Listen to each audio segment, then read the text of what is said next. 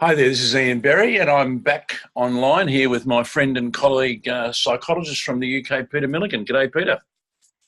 G'day, how you doing?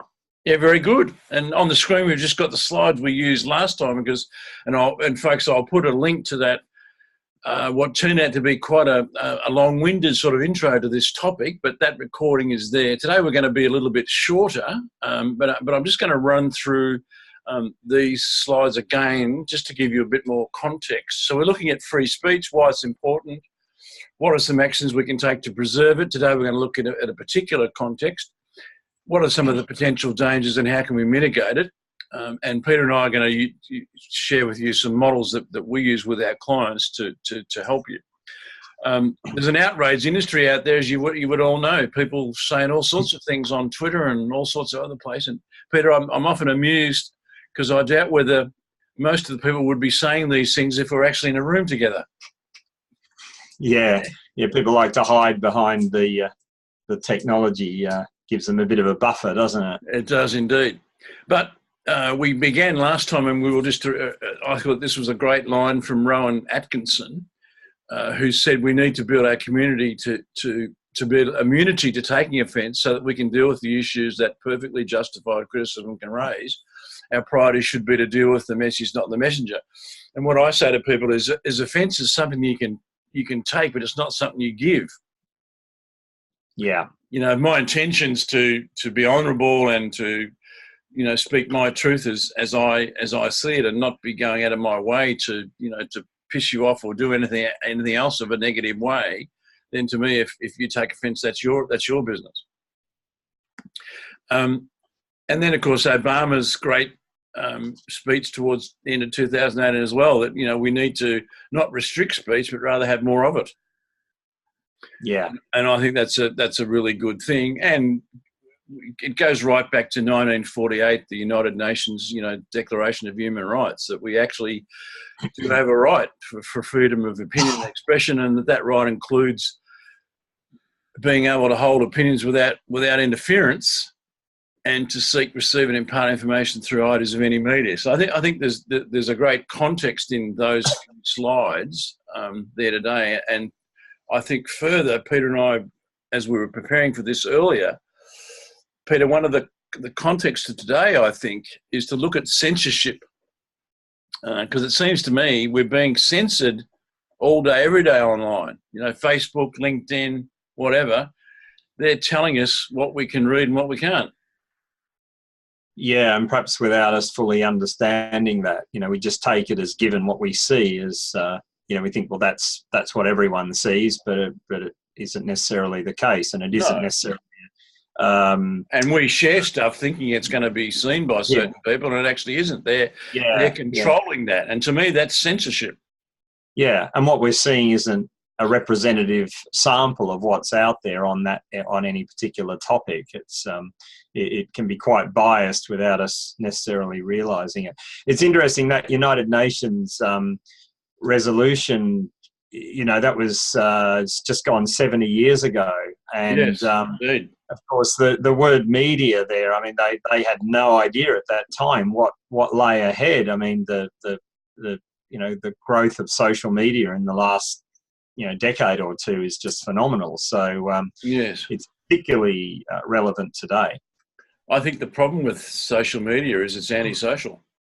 Yeah, and now that's probably something that was never foreseen. And I think that this outrage behaviour and a lot of the other antisocial behaviour, I think that's actually keeping it down, if you like, because people are then afraid to speak out or speak up because they're in fear of being lambasted by whoever. I think one of the points that I make in my recent talks on embracing change in uncertain times is that technology isn't good or bad. Technology is simply an amplifier. Everything. Yes. It's making everything bigger and faster, and therefore everything that's always been true about human beings is just amplified beyond anything we've ever seen before. So all the good stuff about that people can be and do is more apparent than ever. Yeah, lovely way of putting it. Yeah, but equally, all the evil that people are capable of is also amplified now. And it's interesting that I think Google's original mission statement was "Do no evil," and yes, it really is. It sounds like a very honourable intention, but it's questionable whether that's actually playing out. I think social media is everything remarkable, great and good, as well as bad and ugly about humanity on steroids. Yeah. So I thought we'd start with looking at one of the models that I use that you and I have talked about a little times to help people to first of all get their language right so that there's a flow. I mean, I think this is used in the context, as I've talked to you, Peter, that most of my clients are looking for better results, but at less human cost, less problems finding people, losing people, whatever it might be, but just human cost in general, and also at a less cost. It's expensive to run a business. And most businesses want to delight their customers. And so that's the harvest, but we've got to go back to the fertile ground to have a bit of a flow. And the fertile ground is language. It's about using the right words at the right time for the right people. It includes our tone and our body language. And if that's enlightened, in other words, it is the right words and said in the right way for the right people at the right time, then that elevates conversations as well as communication and presentations. And that enriches relationship, which means that the interactions and transactions are going to be of value, to people. So I kind of use this as a base model to say that, look, if we're finding that the employee experience or the customer experience is not leading us to the results that we want, then we need to go back and take a look at our language and our conversations and our relationships. Yeah. And working through then those various things to get the language positive and productive, to get the language such that it is elevating people, not denigrating people. It's elevating people, so that we get to this really enriched level of relationship. And so, of course, none of us are going to get it right all the time, but when we are really focusing on getting our language right and elevating conversations and enriching relationships, even when it goes wrong, the spirit of things allows it, quickly to get on track. And I know, Peter, you've got a great model. Just see if I've got that's the right slide, I think, isn't it? You've got a great sort of journey, but I think you were going to tell us a little story before we get to it. Yeah, that's correct. Yeah. So do you want me to do that now? That'd be great, I reckon. Yeah. So I moved to the UK in 2000. I joined a company called the Change Partnership, which was the leading executive coaching business in Europe at the time. And I felt so excited and privileged to be part of this incredible team.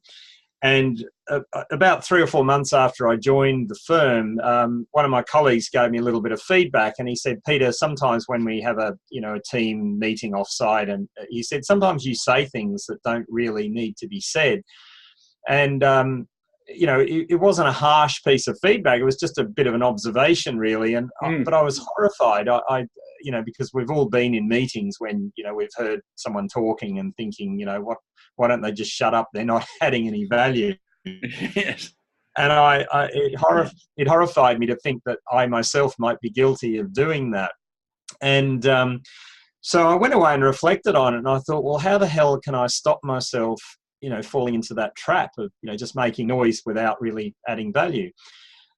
And of course, one solution is just to go to meetings and never speak, but then that's not the answer either, because all of us can add value to meetings at times. So I made a decision that I would do a very quick little test before I opened my mouth. When I felt the urge to speak, and we all know what that feels like, whether you speak or not, you feel this welling up that you want to say something. I did this sort of split-second little check on myself. And the question was, am I speaking primarily for the purpose of contribution, or am I speaking primarily for the purpose of just words? Am I genuinely bringing something to the table that could be of value right here, right now in this conversation, or am I really just wanting people to look at me and think I'm an impressive human being? Now, it's what I realized, of course, is that it's never the other. And we all like to look good. We all, and our friends and family. So let's not deny that we have an ego. But for me, is it at least is it more than 50% contribution was my test. And sometimes I would say, actually, about wanting to look good, wanting to impress people. And I'm not pretending that I always got it right, but I can tell you hand on heart, I guess, that I would have spoken, and I stopped and realised that either it is more about just wanting to look good and impress other people, or maybe it was relevant 5 minutes ago, but the meeting's moved on. Yes. And it's not that important to make the meeting backtrack. No. So as a result of that simple, I became much more effective at both reading myself, like looking at my own underlying intention, if you like, for speaking, but also reading the room. What's going on in the room. Maybe what I have to say is important there, but I can have a chat with them afterward to slow the meeting down. Yes. Just to make a point, that's valuable to one person. So anyway, at the back of that, I built this simple little model that I sometimes use. Now, when I'm doing a presentation, I build this gradually, but here's the whole thing. Of course. But you'll see that you have moving left to right. We have what I call the red zone moving towards the green zone. So the journey that we're all on really is to become more confident, emotionally mature and wise. And, we all have days when we're more in the green zone, and we all have moments and days when we're in the red zone being beings. But to make that clear distinction, I think is really powerful, because when we're at our best, we really are focusing on adding value. We're self-assured, we're open-minded, we accept, reality that we're dealing with at the moment. We accept people as they are, and we just accept reality rather than saying, well, it should be different. Yes. And getting upset and angry about it. And then we've got the ability to inspire and influence. And underpinning that is what I call true confidence. This is the confidence that, if somebody says something, we don't take offense. We go, okay, well, that's the perspective they have right now. I'm not going to be upset about it. I just, it is what it is. And when we're in the green zone, we are in a place of connection. We're more creative. We're more calm.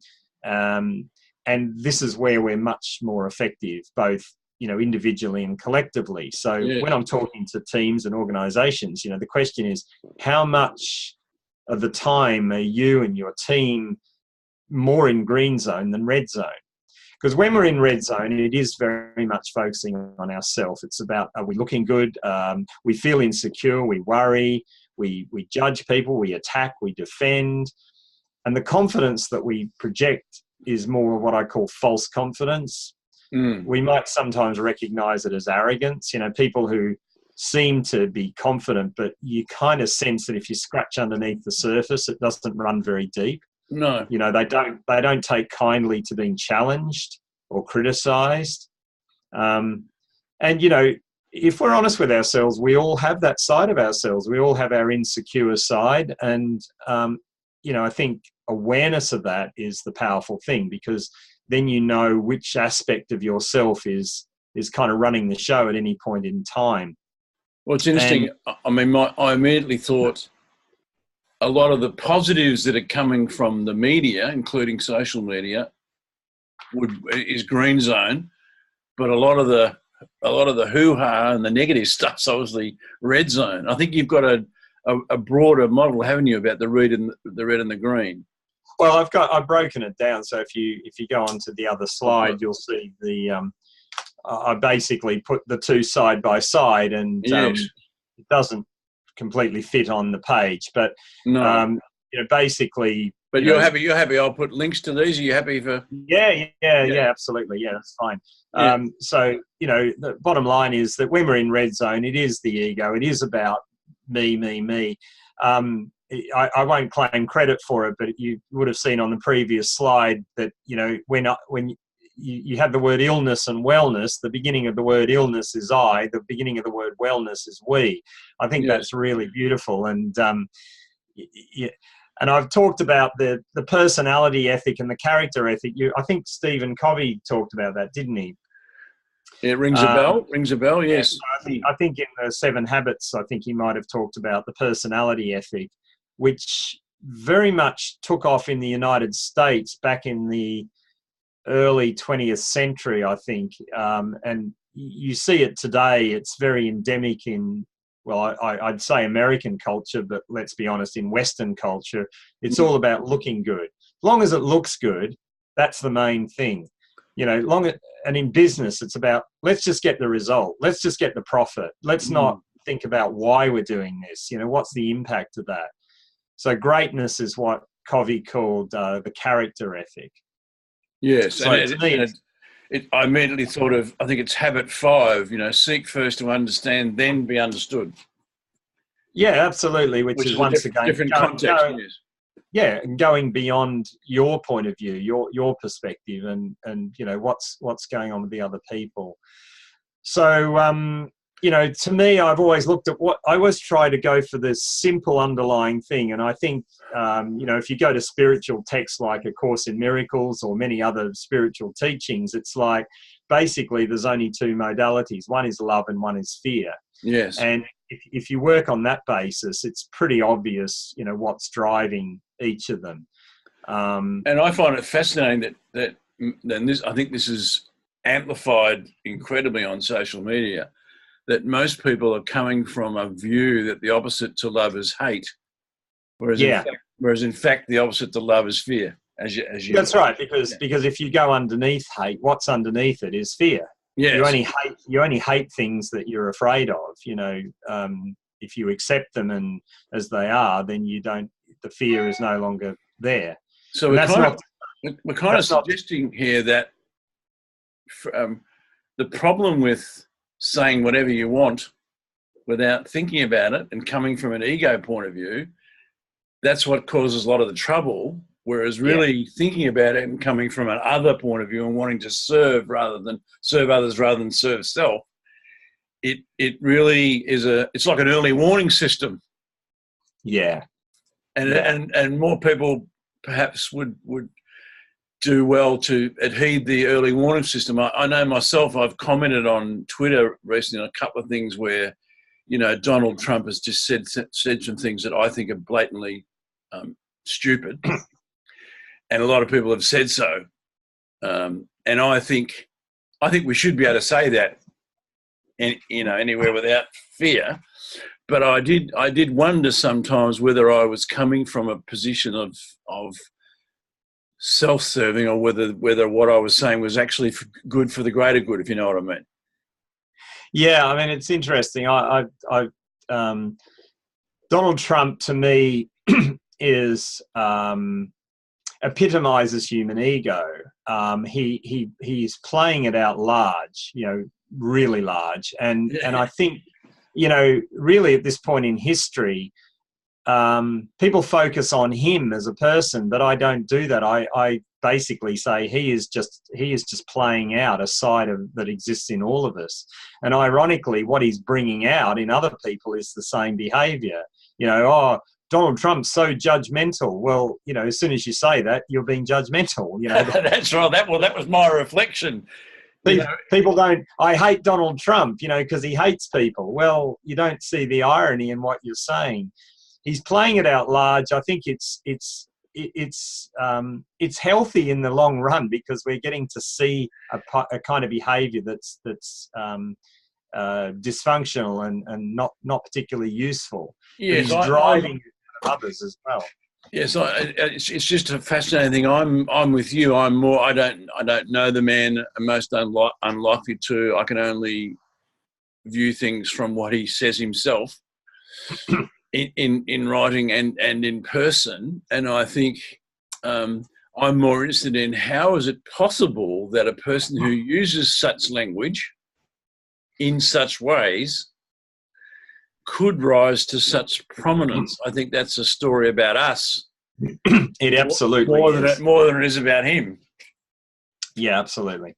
And it's that whole sort of thing. I mean, we, as in speaking of the collective, or in this case the US, I mean, they've put this bloke in power, so that's a reflection of them. Mm. And it's also happening in other parts where, you know, very right-wing person elected president in Brazil as well. Mm. And we've seen this trend elsewhere. I think this is all in the mix of what we're talking about, isn't it? Well, it is indeed. And I also think it's important that, to me, I like to go beneath the surface. So even when we talk, you know, right-wing and left-wing and, you know, Democrat, Republican, you know, Liberal, Labor, whatever those binary. In your case, Tory and Labor. What I think is really useful to do is to recognize. Yeah, that's right. What I think is really useful is to look underneath those labels, because you can see the same behaviours on either side, because they are just human beings. You know, people who are very sort of left wing or very strong, very strident in their views of how the world should be, and they accuse people on the right as being Nazis. But once again, they don't see the irony, because they're actually behaving very much in the same sort of manner, the way they talk, the way they act. So I prefer to divest all of those kind of labels and just say, you know, go back to this kind of model and say, in simple terms, is it green zone or red zone? Yeah, I think it's a very, very useful model, Peter, and I will put a link to it there, because one of the things I was just down below there as we scroll down a bit, it's in the middle of the screen thing. One of the things is we're quick to judge, so we're looking for the bad. Yeah. Whereas forgiveness is a lot tougher. Yeah. But in the long run, you know, and then underneath that, of course, is this about me or is this about us or we? Yeah. I mean, as you know, I've become both famous and infamous for the expression "who before do," which has come out of lots of conversations around culture. You know, where people, you know, the old saying about culture is the way we do things around here. And I've often said in forums where I've been asked to contribute, I've said, well, hang on a minute, I think that the way we do things around here is only part of the equation. Because it's who's doing the doing that's dictating the doing. And so culture's much more about who than do. Hence, and that was shortened to who before do. Yeah, that's right. And the other distinction, which is very similar, is the distinction between being and doing. You know, it's how are you being as opposed to what are you doing? Because if the being part is right, then the doing will follow. If the being is wrong, then the doing doesn't work very well. And maybe that's a good sort of place to just continue on and perhaps conclude our conversation with this idea that the key to freedom of anything is about being, and that then influences the doing. Like, just going back to Trump for a moment, I read some of his tweets or watch some of his videos, and I wonder what was going on inside his heart and mind before he typed the tweet or said the words. What was actually going on? I've tried to empathise. Yeah. And I found it very difficult to know. I mean, we all spew things come out of our mouths that are coming from that self place. But yeah, I found it a very tough exercise, because clearly there are lots of people who are, I actually asked a colleague of mine the other day. He was talking about, we should be able to be kind to sort of all people, sort of thing. And I wrote an email saying to him, because he's an American friend, and I said to him, I could write a good eulogy for all the presidents all your presidents in my lifetime, but I'd struggled to write one for Trump. That was my sort of honest expression.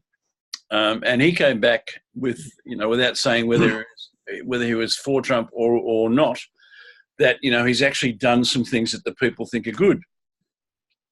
Yeah. And like reduced taxes. Yeah.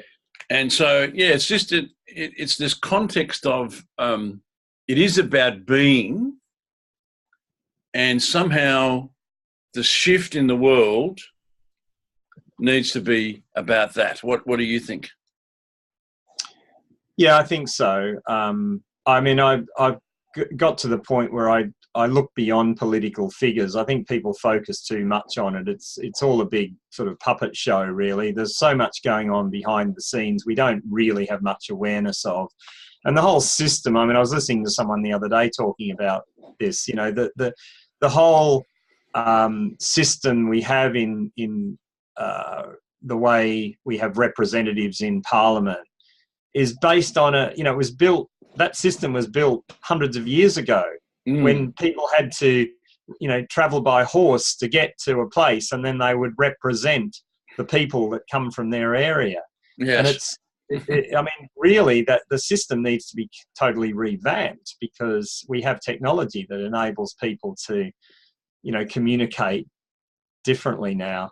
So I reckon that's at the heart of this idea of censorship, because to me, we're not aware of what's going on behind the scenes, and the great metaphor for behind the scenes is an algorithm. Yeah. I mean, it's classical, isn't it? Because really, I understand in the futures and the stock market stuff that even the guys that are writing the code don't actually know what the outcome's going to be.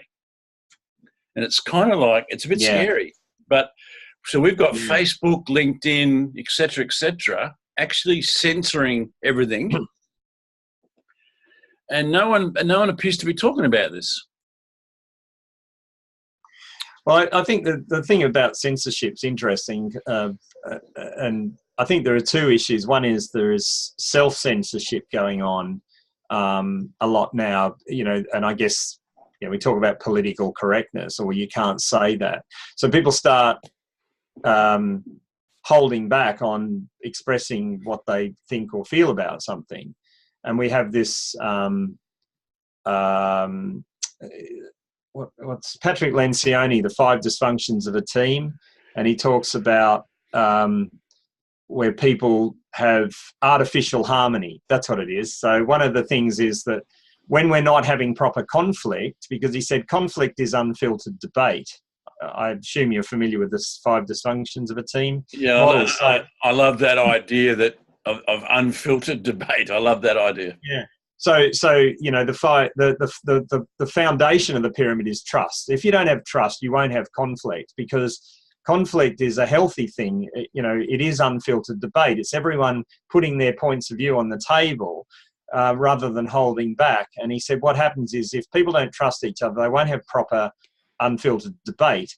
And so what you then have within teams is artificial harmony, where on the surface it looks like we all get along famously, but actually we don't. And all of the game playing and politics that are going on behind the scenes are incredibly counterproductive to an organisation.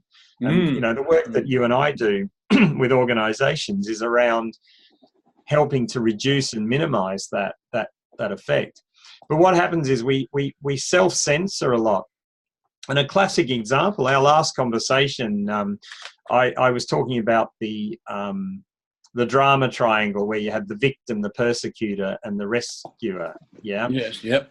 And at the moment I was describing that, I noticed myself actually stopping myself from talking about about Israel and the Jewish people. And I thought, isn't that interesting? I'm stopping myself because there's a big thing about, oh, you don't want to be anti-Semitic. You don't want to say anything that might upset, Jewish people. And I was simply going to use it as an example where, they've been the victim big time in the 20th century. And yet the irony is that a lot of the behavior of the state of Israel, and this is not, having a go at Jewish people, but it's actually the state of Israel is actually treating Palestinians the way that they were treated. And what's interesting about that is it's just a simple example of how a victim can turn out to be a persecutor. Well, it's interesting. Any of us play. I think it's very interesting that being anti something or against something, that's not the. If I've got a different view to you, that doesn't mean I'm anti you or against you. It just means I've got a different view. And I think that's the problem we have now is the identity politics game, is that you belong to a group or you're critical of a group, and therefore you're not supposed to criticize that group. And for all these faults, Jeremy Corbyn and the Labor Party copped a big thing about anti-Semitism. Oh, it's rife in the Labor Party. And from my understanding, basically, there was some criticism of the state of Israel. It's, and any state, any country, Australia, UK, America, Colombia, you can criticize any country for some of its policies and what it does. But as soon as you criticize Israel, well, no, you're not allowed to, because that's anti-Semitic. Well, I had recently. That's what I'm talking. Yes, and I think, I had an occasion a while back where I was fairly critical in a blog post of our musical chairs with prime ministers. Right, and I made a comment that I thought, Tony Abbott was the worst prime minister of my lifetime. Right, and I got a whole bunch of abuse from a person who this person said that they previously respected me and now they didn't, right. and accused me of being unpatriotic. Really? Wow. Well, I wasn't being unpatriotic. I was just expressing an opinion. And I think this is where things get taken out of hand. So I can disagree with you as a Jewish person. That doesn't mean I'm anti-Semitic. No. I can say something about my prime minister that isn't a popular view, or even if it is a popular view, that doesn't mean I'm not patriotic. Yeah, exactly. And yet we have all this messes around all of this stuff. Like, I've heard people say that, Trump is, a great patriot, and other people saying he's not a patriot. And to me, you couldn't say he's not a patriot. Well, whether you disagree with his actions or not, he's still obviously a patriot. It's the polarization, and that's what, going back to my model, that's all red zone stuff, polarization, it's either this or that. Trump, there's some things that he says I agree with, and I think he's my personal view is I think he's correct on, and there's a lot of things I don't agree with, and a lot of things I don't, the way he goes about what he does, I don't agree with a lot of it. But to say he's all good or all bad, to say that about anybody or any group, that's when we're in red zone. It's not that simple. So how do we? But the point I think we're both agreeing on here is that we to express a point of view and be respected for the point of view, even if someone doesn't agree with it. And so how do we? Apart from You're deep in thought. Yeah, I'm thinking about how do we get then to? I'll just bring your slide back up again. How do we consciously get to green zone, and how do we encourage? I've lost you, Peter. Are you still there? There you are. You're back again. We had I lost you for a minute. We had a bit of an internet wobble there, I think. So I was just saying, how do we ourselves consciously recognise we're in red zone and move to green zone, and how do we create the atmosphere with other people to help them recognise they're in red zone and move to green zone? How do we go about that? Well, the first thing is to get ourselves out of red zone as much as we can, and I think, you know, because we trigger each other. There's no doubt. I mean, you know, on holidays with the family over Christmas, and you know, people have plenty of arguments in families, and you know, there was conflict between me and my wife over things. You know, we're both slipping back into red zone, and only takes one of us to have a go at the other, and it triggers the other person, and you know, gets into a downward spiral. I think we need people around us to help us get out of there. I think we need to get ourselves out of there. Easier said than done. I think I talked last time about the emotional hijacking concept. The brain downshifts into survival mode. You know, I'm under attack here, and I have to fight to, you know, either run away or fight to protect myself. Yes. And, you know, I think awareness, consciousness is the answer, and it takes work, you know. It does. I mean, one of the things that I often talk to my clients about, I don't know whether you remember, in my Change What's Normal book, I created a term called Sparkination.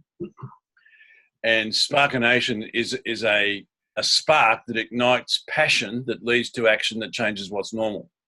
Mm-hmm. And it was just a word I created, and instead of chapters in the book, I called them Sparkinations. Right. And it really took off with my readers and clients.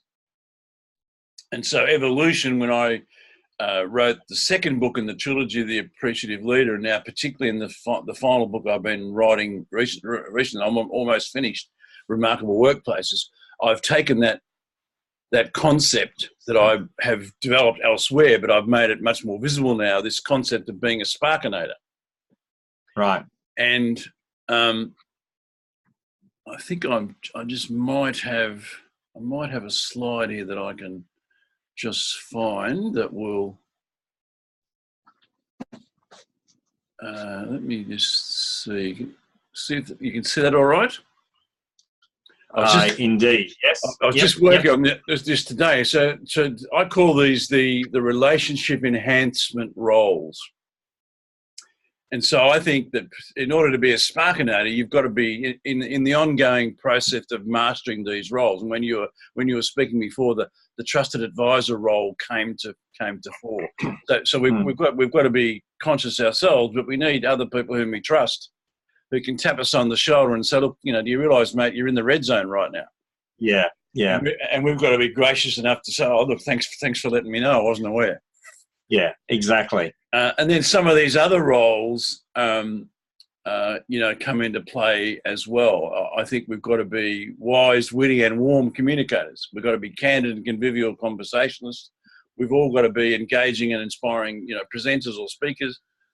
We've got to be able to mentor. We've got to be able to coach, but we've also got to, you know, be change champions, be appreciative, value-driven leaders. So these are the roles that I've sort of expanded on in this latest work. Right. As a way of just helping people to say, look, if we're helping each other to be remarkable in each of these roles, then what we do is create cultures that enable people to, you know, speak up whenever it is appropriate. I'm just going to try and get out of that slide.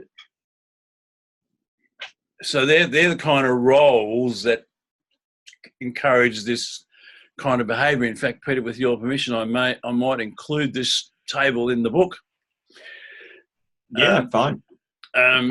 Because I think it's using those relationship enhancement roles to create an environment where people are able to recognise that they're in the red zone themselves and move to green, but perhaps more important, are open to other people that they trust to let them know when they're inadvertently slipped into the red zone. Yeah.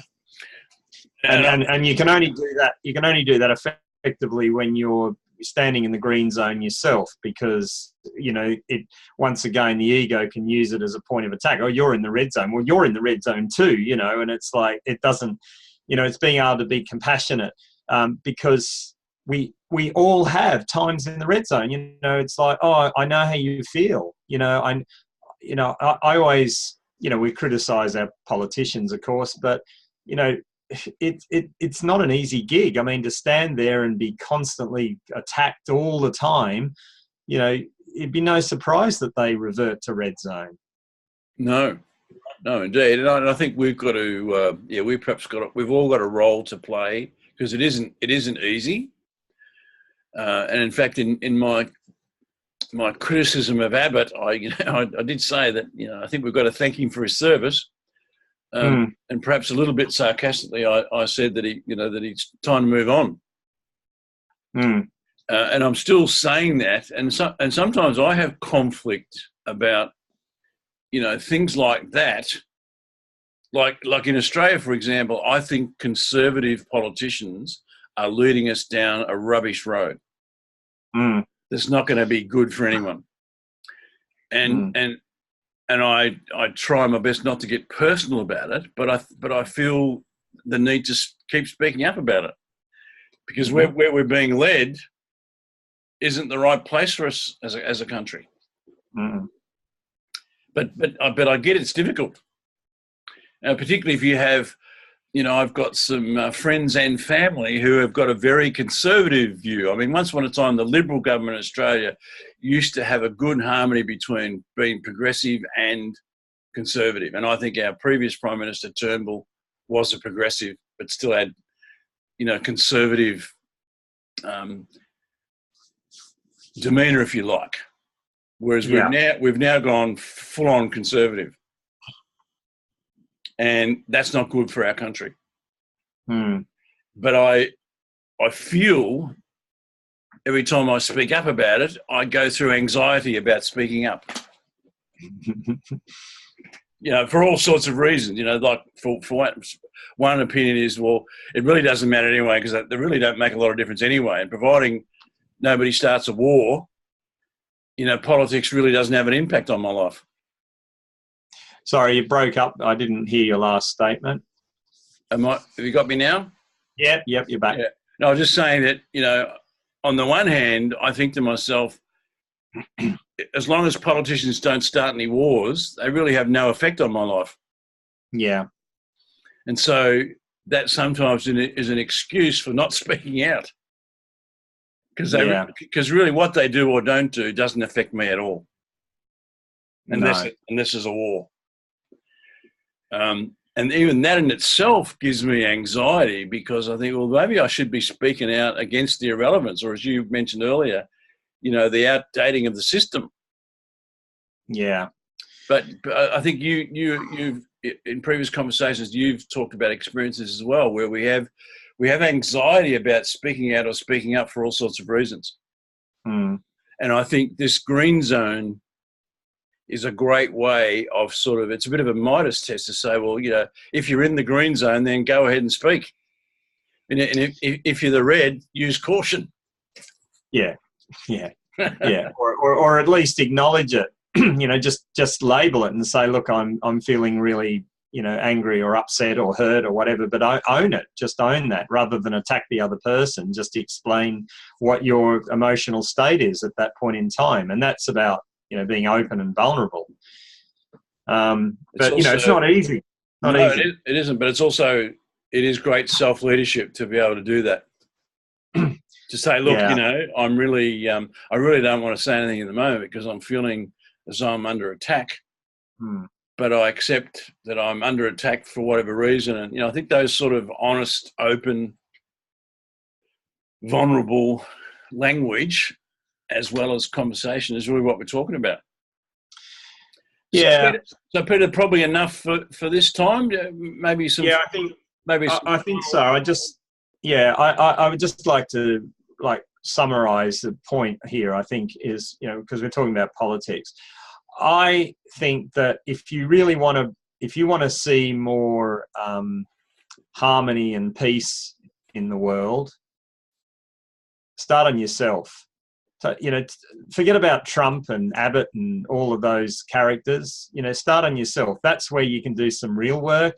You know, sending out angry emails and tweets and comments and, it doesn't really achieve anything.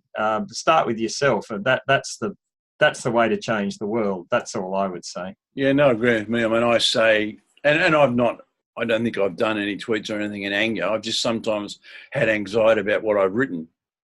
I try to be fair and with a level head. But I sometimes wonder when you are still being critical of other people as to where the line is. But yeah, no, I agree. I mean, my own personal compass is all changes personal first, relationship changes second, and organisational changes third. Yeah, and community change and world change follow. Yeah, absolutely. Yeah. All right, Peter, do you have anything else before we I'll just stop the recording before you and I talk? So folks, I'll put up various links. I'll just stop the recording. I look forward to seeing you next time, folks. Peter, I'll be with you in a moment. Good.